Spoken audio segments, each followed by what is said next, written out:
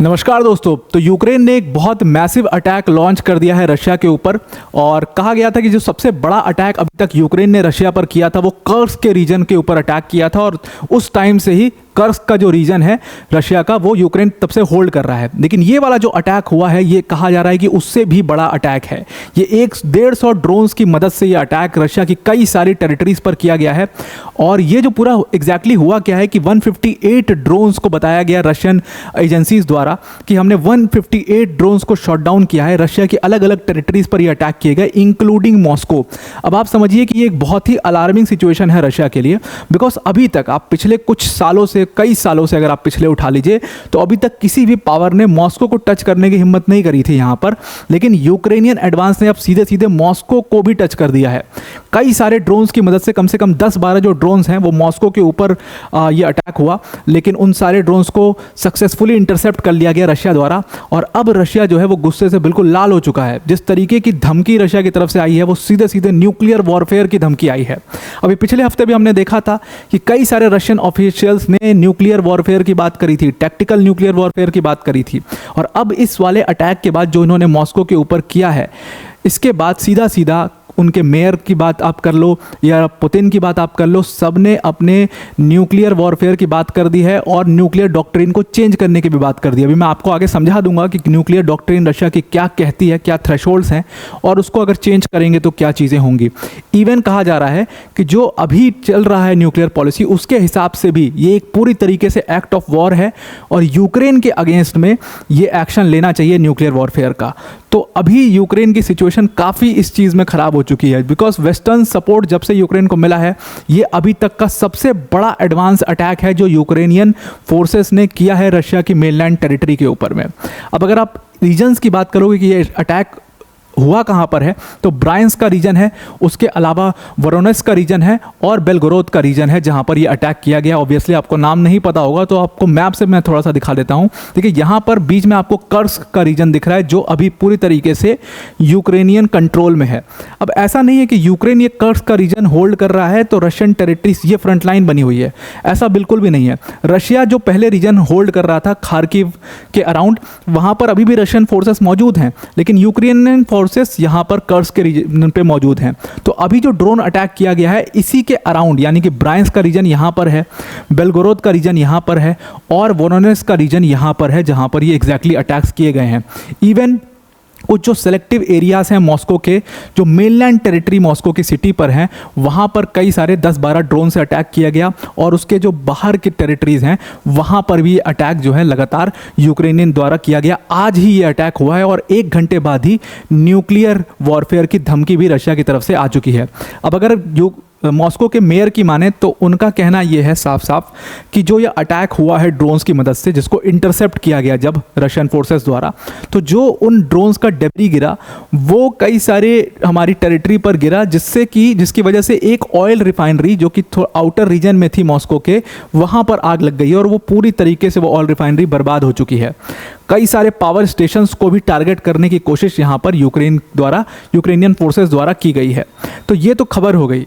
अभी तक आपने देखा था कि यूक्रेन जो है, जितना भी ये वॉरफेयर चल रहा था रशिया यूक्रेन के साथ में पिछले 2 साल से, ये सारा यूक्रेन की टेरिटरी पर हो रहा था। लेकिन अब ये रशियन मेनलैंड में पहुंच चुका है ये पूरा वॉरफेयर और अब तो मॉस्को को भी टच कर चुका है। ये पहली बार पिछले कई सालों में मॉस्को के ऊपर ऐसा एरियल अटैक हुआ है।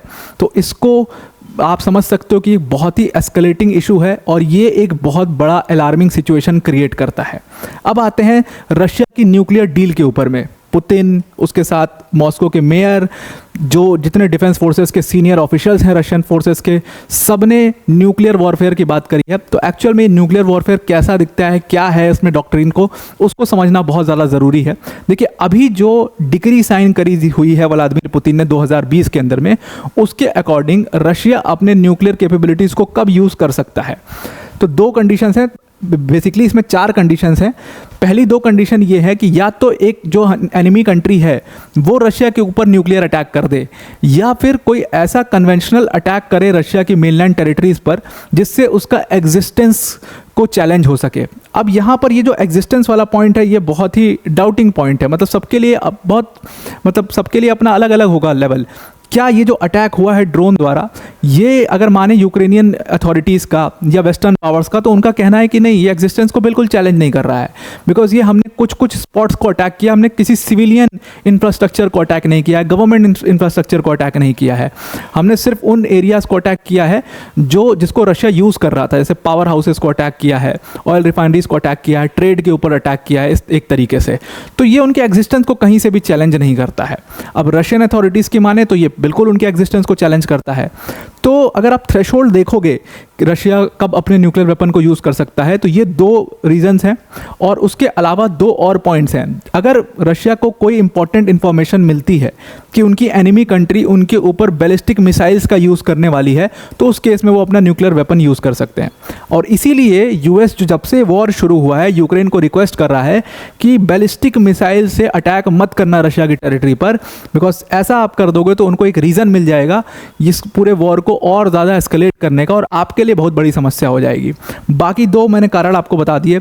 एक लास्ट कारण और है कि अगर किसी भी गवर्नमेंट फैसिलिटी के ऊपर या मिलिट्री फैसिलिटी के ऊपर अटैक किया जाता है एनिमी कंट्री द्वारा, जिससे कि इस कंट्री मतलब रशिया की कंट्री का न्यूक्लियर जो पावर है, न्यूक्लियर जो कैपेबिलिटी है, उसको हार्म होता है, अंडरमाइन करने की कोशिश होती है, तो उस केस में भी रशिया अपने न्यूक्लियर वॉरफेयर का इस्तेमाल कर सकता है, अपने न्यूक्लियर वेपन्स का इस्तेमाल कर सकता है।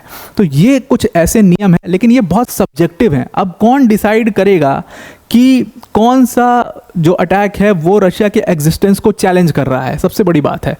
मतलब कौन ये अथॉरिटी होगी जो डिसाइड करेगी कि हाँ ये रशिया के एग्जिस्टेंस को चैलेंज किया गया है। रशिया तो कहेगा ही कि हमारे एग्जिस्टेंस को चैलेंज है, वेस्टर्न कंट्रीज़ तो कहेंगी कि नहीं, हमने सिविलियन इंफ्रास्ट्रक्चर को अटैक नहीं किया है।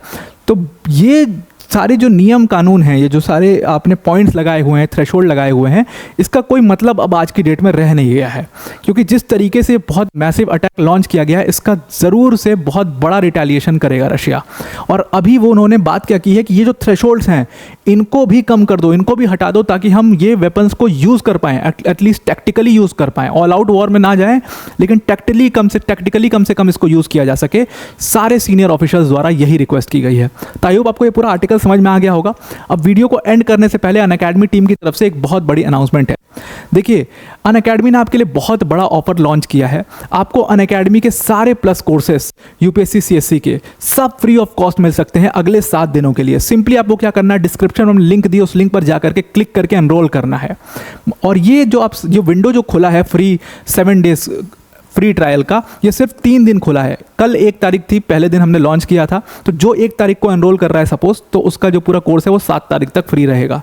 आज के दिन जो एनरोल करेगा तो 2 से फिर 8 तारीख तक, और 3 तारीख को जो करेगा, ऐसे करके 7 दिन जो है वो आपका ये पूरा फ्री ट्रायल आपके पास रहेगा। तो सिर्फ 3 तारीख तक ये विंडो ओपन है।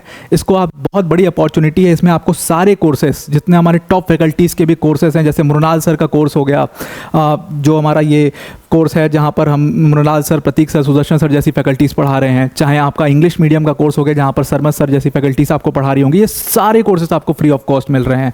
इवन जो ऑप्शनल की क्लासेस हैं वो भी आपको फ्री ऑफ कॉस्ट अगले 7 दिनों के लिए मिल रही हैं। तो इस ऑफर को आप जल्दी से जल्दी अवेल कर लीजिए। डिस्क्रिप्शन में लिंक दी हुई है, उस पर जाकर के आपको सिर्फ क्लियरली एनरोल करना है, तो आपको ये ऑफर अवेल हो जाएगा। और सिर्फ 3 दिन के लिए ऑफर विंडो खुला है। तो आई होप आपको ये पूरा आर्टिकल समझ में आ गया होगा, हमारे 7 डेज फ्री ट्रायल के बारे में भी समझ में आ गया होगा। तो आज के लिए इतना ही। Thank you and have a nice day.